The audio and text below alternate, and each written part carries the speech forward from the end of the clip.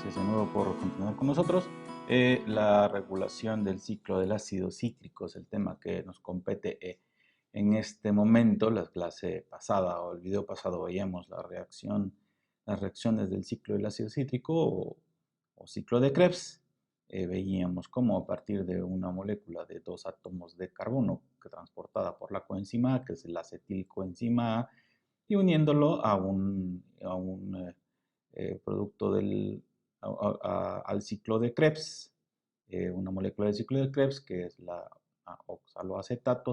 Vamos a producir una molécula de citrato que se va a oxidar y luego posteriormente vamos a producir succinil coenzima succinato y posteriormente tenemos que reoxidarlo para que de nuevo entre al ciclo. Bien, veíamos que este ciclo del ácido cítrico es muy importante para la producción de energía. Veíamos cómo a partir de la oxidación completa de una molécula de glucosa, vamos a producir entre 30 y 32 moléculas de ATP. En esta ocasión, como ustedes comprenderán, todas las moléculas o todas las reacciones del metabolismo tienen que ser reguladas. Bien, vamos a ver cómo se regula este ciclo del ácido cítrico. Vamos a ver cómo se regula este ciclo del ácido cítrico y vamos a ver cuáles son algunas eh, de estas reacciones que se llevan a cabo. Bien, ¿por qué tenemos que regular el ciclo del ácido cítrico? Es muy simple. Recuerden que el ciclo del ácido cítrico, les comentaba la clase pasada, va a operar solamente en condiciones aeróbicas, porque en la mitocondria el NAD y el FAD solo pueden ser regenerados por transferencia de electrones del NADH y FADH que tenemos en el ciclo al oxígeno. Es decir, estas moléculas de FADH y NADH que se producen en el ciclo, el único destino posible de esos hidrógenos es a la molécula de agua cuando en la mitocondria, en la cadena de transporte de electrones que vamos a ver posteriormente. No hay otro destino, entonces precisamente por eso es que tenemos que regular este ciclo. La velocidad del ciclo se ajusta de manera precisa a las necesidades del ATP de la célula, de manera que la entrada de los fragmentos de dos carbonos y la velocidad del ciclo, es decir, la entrada de acetilcoenzima al ciclo, y la velocidad del ciclo, es decir, la velocidad en la que se forma ATP, tiene que estar regulada por estos sensores de energía que tienen las células. Recuerden que el sensor más importante que tiene la, la célula es estas concentraciones de ATP y ADP, AMP en las células. Tiene altas concentraciones de ATP, significa que tiene suficiente energía. Si tiene altas concentraciones de ADP o AMP, significa que le hace falta energía. Recuerden que por ahí hay un numerito mágico, vamos a ver en las clases siguientes, que es la que me permite saber si la molécula necesita o no energía o ATP. Bueno, los puntos importantes de control de este ciclo son los pasos limitantes, de la velocidad, que son las reacciones catalizadas por la citrato sintasa, que es la primera reacción, la isocitrato deshidrogenasa, que es la tercera reacción, o la segunda reacción, y la alfa-cetoglutarato deshidrogenasa, que es la tercera o la cuarta reacción, dependiendo si consideramos la segunda como una reacción sola o si la dividimos en dos. El ciclo del ácido cítrico entonces se va a regular de forma relativamente sencilla. Realmente está regulada por la disponibilidad de los sustratos. En este caso el sustrato es el oxaloacetato. La acetilcoenzima A es inhibida por sus productos, que es el NADH, el FADH y el GTP, y por inhibición competitiva, que se hace una retroinhibición y la activación por otros intermediarios del ciclo, que vamos a ver este tipo de reacciones también. Vamos a ver ahorita cómo definimos cómo las reacciones catapleróticas y anapleróticas están directamente relacionadas con esto y las vamos a definir. Los más importantes reguladores, por supuesto, el acetilcoenzima y oxaloacetato, los que les comentaba, son los sustratos del ciclo, y el NADH, que es el producto. ATP, ADP y calcio son reguladores alostéricos. Recuerden que en músculo, cuando el músculo se encuentra activo, lo que hacemos es una liberación de calcio intracelular, y esa concentración de calcio intracelular me indica la activación del músculo, de la contracción muscular, bueno, del músculo, por tanto la necesidad de energía. Por tanto, cuando hay unas altas concentraciones de calcio, el ciclo se regula de forma alostérica. Y en hígado la función y la regulación es un poco más compleja porque Sintetiza el hígado, sintetizan muchas sustancias a partir de algunos otros intermediarios del ciclo, como la glucosa, los ácidos grasos, el colesterol y las porfirinas. Vamos a ver cómo cada una de estas sustancias van a poder a regular la velocidad del ciclo. Pues bien, entonces veíamos a partir de una molécula de glucosa formábamos una molécula de piruvato. La molécula de piruvato, a través de la descarboxilación oxidativa, se produce acetilcoenzima A a través del complejo de la piruvato deshidrogenasa.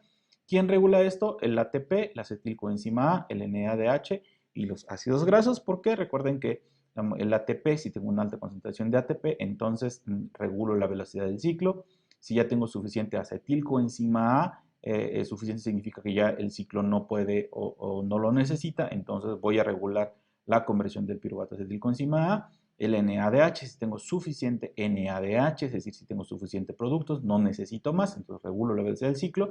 Y recuerden que la acetilcoenzima A, el piruvato y la acetilcoenzima A también son producidos a través de la oxidación de los ácidos grasos, la acetilcoenzima A. Entonces, si estoy produciendo acetilcoenzima A a partir de los ácidos grasos, entonces detengo la producción de acetilcoenzima A a partir de piruvato. Esta es la primera parte de regulación de vía. ¿Qué los activa? Pues el AMP, la coenzima A, el NAD y el calcio intracelular. Este es en caso del músculo. Entonces, de esta forma es como se activa.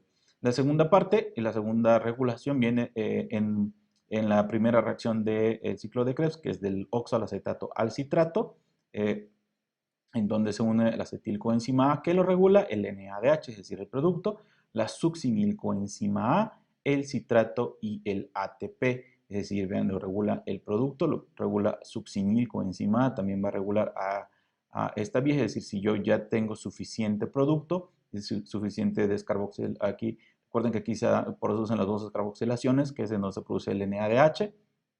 Por tanto, el NADH es el primer inhibidor, pero la producción de succinilcoenzima A implica también la producción previa de NADH.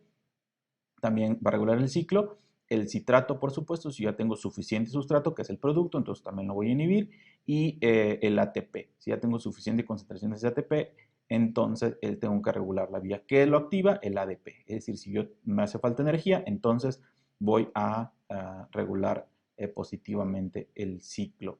En la siguiente reacción que se encuentra regulada, que es de isocitrato alfa-cetoglutarato, que es la primera descarboxilación, la primera producción de NADH. ¿Quién la regula? El ATP. Si ya tengo suficiente ATP, entonces voy a regular la velocidad del ciclo. ¿Quién lo activa? El calcio en músculo y el ADP. Recuerden que si tengo ADP significa que no tengo ATP, necesito energía, entonces lo activo. Y el calcio en músculo, recuerden que es un indicador de falta de energía o de que vamos a necesitar ATP, entonces de esta forma activo a la producción, la producción de alfa-cetoglutarato o la vía. La siguiente reacción de alfa-cetoglutarato es un coenzima. Recuerden, en esta reacción se produce la segunda descarboxilación con su producción de NADH. Y entonces, ¿quién lo regula? Pues su producto, que es la succinilcoenzima A, el NADH, es decir, su producto, y ¿quién lo activa? El calcio, igualmente en músculo. ¿Ok? Pues de esta forma vemos como estas son las reacciones que se encuentran, que son las que se encuentran limitando a la velocidad del ciclo. Les decía, quien regula a la primera reacción del ciclo, el citrato, la succinilcoenzima A.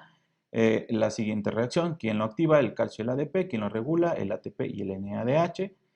En la siguiente reacción, el calcio lo activa y la succinilcoenzima A y el NADH son los que lo regulan. Recuerden que el NADH también regula a la descarboxilación del piruvato para producir acetilcoenzima A. Y el acetilcoenzima A también lo regula. ¿Y quién lo activa? Recuerden, el calcio. Esta es la regulación coordinada del ciclo del ácido cítrico. Vean cómo tenemos estos puntos de control. El primer punto de control es de piruvato a acetilcoenzima A. El siguiente punto de control es la primera reacción del ciclo de oxaloacetato a citrato. Y la tercera y la cuarta son las dos descarboxilaciones oxidativas que se dan en el ciclo.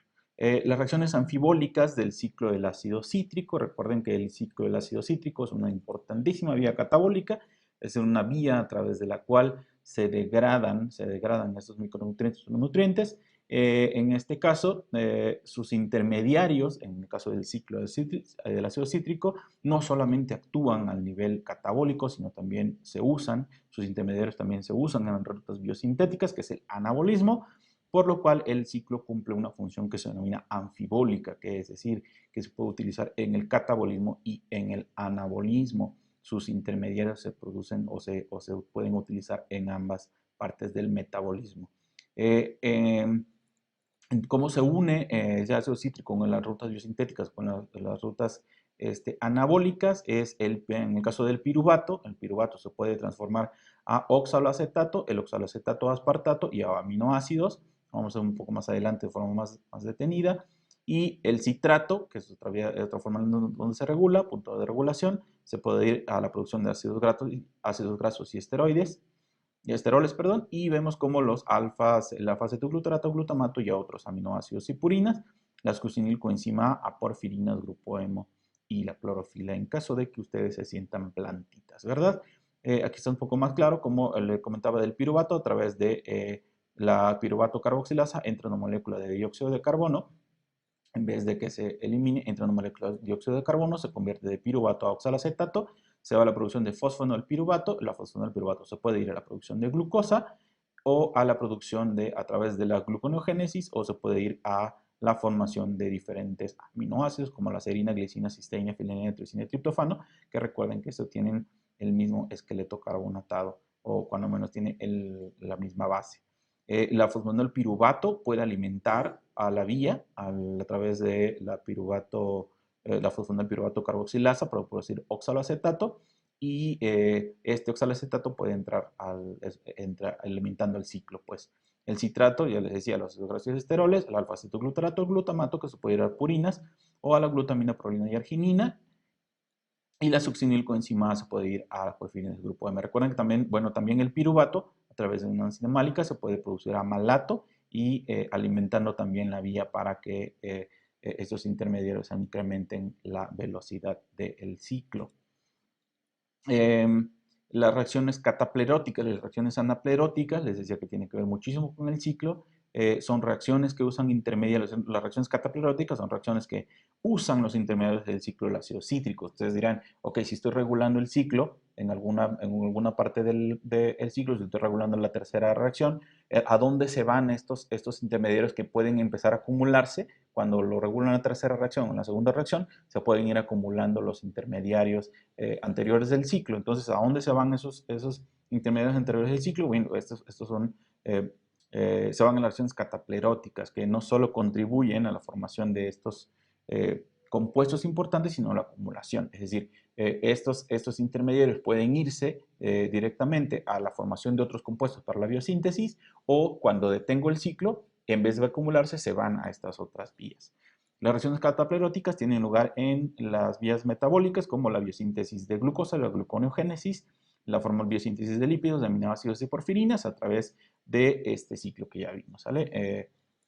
Se evita la acumulación o también el uso. Estos son las rutas biosintéticas que se llevan a cabo. Entonces, esto impide que se sigan acumulando en el ciclo, o de lo contrario, se utilizan para cuando son necesarias.